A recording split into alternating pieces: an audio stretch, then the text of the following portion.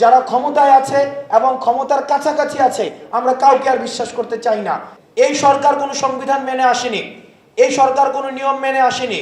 সুতরাং এই ফেসিবাদ ব্যবস্থা বিলোপ করার জন্য সংবিধানের দোহাই দিয়ে, কোনো নিয়মের দোহাই দিয়ে আবার যদি সেটাকে প্রলং করার চেষ্টা করে তাহলে সেটা পুরো জাতিকে আবার হতাশ করবে। এই সরকার প্রতি স্টেপের মধ্যে আমরা প্রত্যাশা করেছিলাম ফিল করবে এই সরকার হচ্ছে একটি বিপ্লবী সরকার, কিন্তু এতদিন পর্যন্ত আমরা প্রত্যাশিত কোনো ধরনের আজকে হচ্ছে 5ই সেপ্টেম্বর, আজকে কিন্তু এই সরকারের 2 মাস হয়েছে, আমরা এখনো পর্যন্ত ওই ধরনের প্রত্যাশিত কোনো ধরনের স্টেপ দেখিনি যেটির মধ্য দিয়ে প্রমাণ হয় যে এই সরকার একটি বিপ্লবী সরকার। এখন দেখেন 25শে ফেব্রুয়ারি 2009 যখন বিডিআর বিদ্রোহের যে ঘটনাটি ঘটেছে তখন আমি ক্লাস 6-এ পড়ি এবং আমরা এই প্রজন্ম যারা রয়েছে আমরা 5, 6, 4 বা আন্দোলনে যারা হচ্ছে পরবর্তীতে 36 দিনের আন্দোলনে যারা পরবর্তীতে যুক্ত হয়েছে আমরা কিন্তু ক্লাস 3, 4, 5, 6-এর আমাদের জেনারেশন।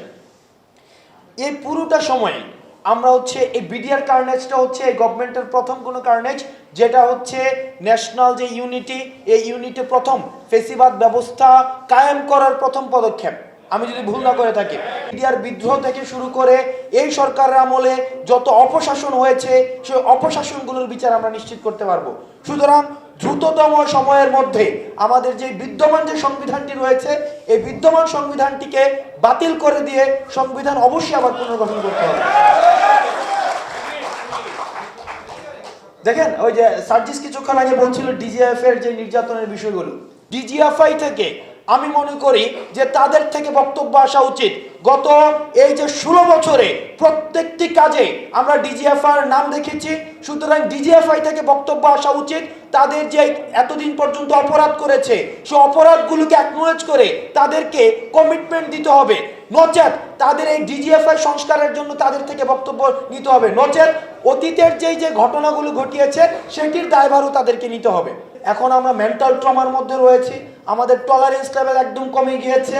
আমরা যারা ক্ষমতায় আছে এবং ক্ষমতার কাছাকাছি আছে আমরা কাউকে আর বিশ্বাস করতে চাই না। এই কারণে বিশ্বাস করতে চাই না, গ্রামে একটি কথা বলে যার একবার চুন খেয়ে জিহ্বা পুড়ে যায় পরবর্তী তার দই দেখলে হচ্ছে তার ভয় পাই। আমরা যেহেতু ইতিহাসের প্রত্যেকটি স্তরে স্তরে আমরা প্রতারিত হয়েছি, এই কারণে এখন ক্ষমতায় যারা রয়েছে আমরা তাদের থেকেও আমরা মাঝে মাঝে আমরা আশা হারাই যাই।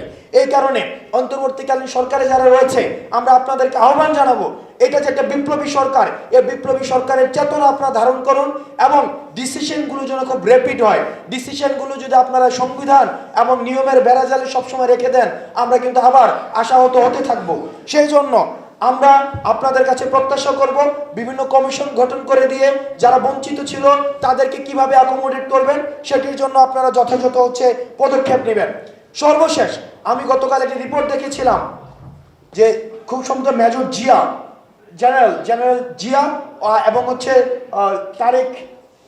তারেক সিদ্দিকী, ওনারা বেসিকলি বাংলাদেশে হচ্ছে রয়ের এজেন্ট হিসাবে কাজ করতেন এবং রয়ের যে পুরো এজেন্সিটা চালাতেন ওনারা হচ্ছে বাংলাদেশের স্পোক্স পার্সন হিসাবে কাজ করতেন।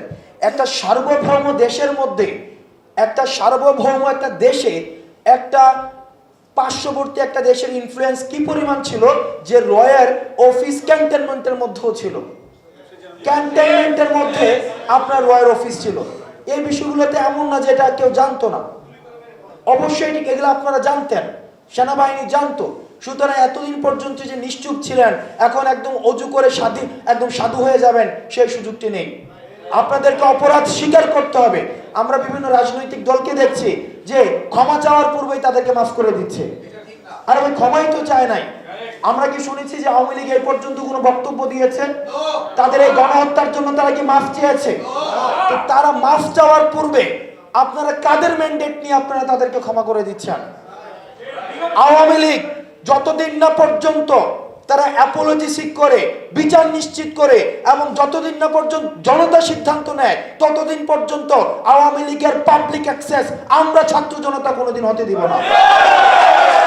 এবং 2014 সালে, 2018 সালে এবং 2024 সালের নির্বাচনে যারা অংশগ্রহণ করেছিল তারা মূলত ফ্যাসিস্ট সরকারকে তারা ফুট সোলজার হিসেবে কাজ করেছিল। সুতরাং আমরা জানতে চাই এই বিদ্যমান এখানে ব্যারিস্টার ফুয়াদ সাহেব রয়েছেন, আমরা এই বিষয়টি নিশ্চিত হতে চাই। কারণ বারবার বলা হয়, আমরা বিভিন্ন জায়গা থেকে শুনি যে উনি টুপ করে দেশে ঢুকে যেতে চান, উনি প্রাইম মিনিস্টার ইন এক্সাইল। এখনো পর্যন্ত উনি দাবি করছেন উনি হচ্ছেন প্রাইম মিনিস্টার ইন এক্সাইল, ওনার স্ট্যাটাসটা। কিন্তু দ্রুততম সময়ের মধ্যে বিগত যে 3টা সংসদ ছিল, এই 3টা সংসদকে কেন অবৈধ ঘোষণা করা হবে না? কারণ কনস্টিটিউশনে ছিল যে ডেমোক্রেসিকে আমাদেরকে সর্বোচ্চ জায়গায় রাখতে হবে। তারা যেহেতু ডেমোক্রেসি হত্যা করেছে এবং হত্যা করার কাজে অংশগ্রহণ করেছে, সুতরাং এই 3টা সংসদে যারা ছিল তাদেরকে রাষ্ট্রদ্রোহী মামলা দিতে হবে। তাদের সংসদ সদস্য কেন অবৈধ ঘোষণা করা হবে না? এবং সংসদ সদস্য হিসেবে যে যে সুযোগ সুবিধাগুলো নিয়েছে সেগুলোকে আবার রাষ্ট্রে ফেরত দিতে হবে। কারণ এগুলো আমাদের সাথে ওনারা প্রতারণা করেছে। আমাদের একটা জায়গায় মাঝে মাঝে আমরা ভুলে যাই যে আমরা হয়তো এই আন্দোলনটা 36 দিনের ছিল। এই আন্দোলনটা 36 দিনের না। আমরা হাসিনার পতন ঘটিয়েছি, ঠিক সবাইকে সাথে নিয়েই আমাদের রাষ্ট্র গঠনের কাজ করতে হবে। 5 তারিখের পূর্বে এক ধরনের আন্দোলন ছিল, এখন 5 তারিখের পরবর্তী পুরো সময়টা আরেক ধরনের আন্দোলন, এবং সেটি হচ্ছে গঠনের আন্দোলন। এবং এই আন্দোলনটি হচ্ছে দীর্ঘস্থায়ী এবং সেটি আমাদের সব সময় করে যেতে হবে।